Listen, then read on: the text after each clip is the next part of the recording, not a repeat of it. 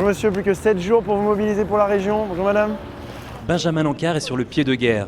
À 24 ans, le président des Jeunes Populaires est candidat aux élections régionales. Alors il faut convaincre, encore et toujours, inlassablement.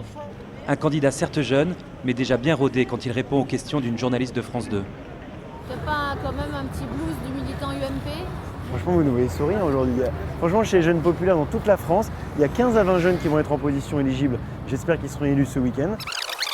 Avec plaisir et gourmandise, il récite, comme ses aînés, un discours maintes fois répété.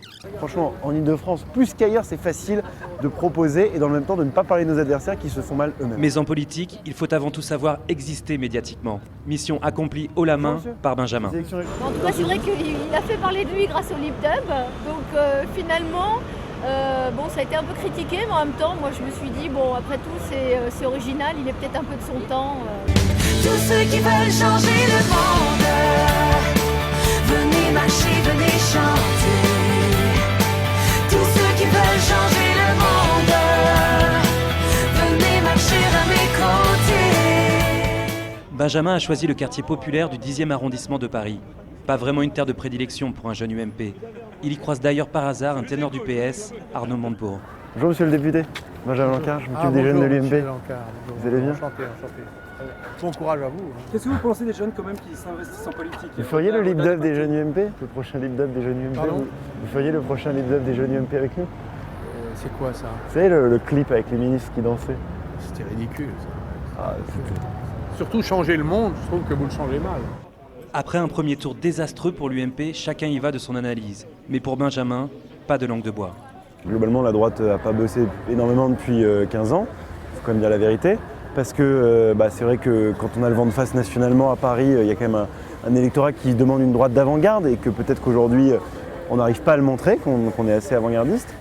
Alors on enfile un jean, on chausse des baskets et on arpente la ville. Le bureau de Benjamin, c'est la rue.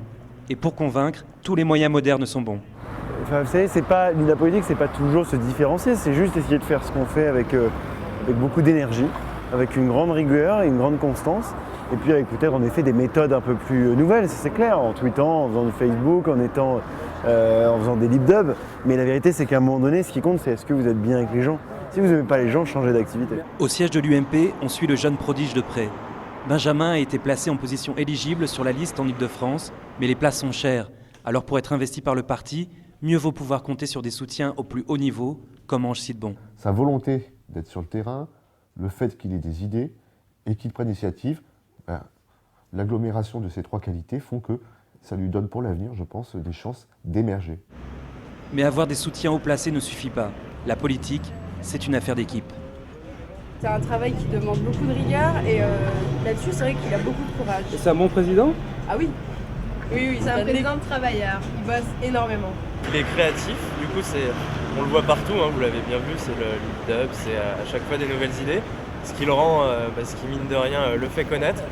Malgré un niveau d'abstention historiquement haut et une sévère défaite pour l'UMP, Benjamin Lancard a tout de même été élu conseiller régional.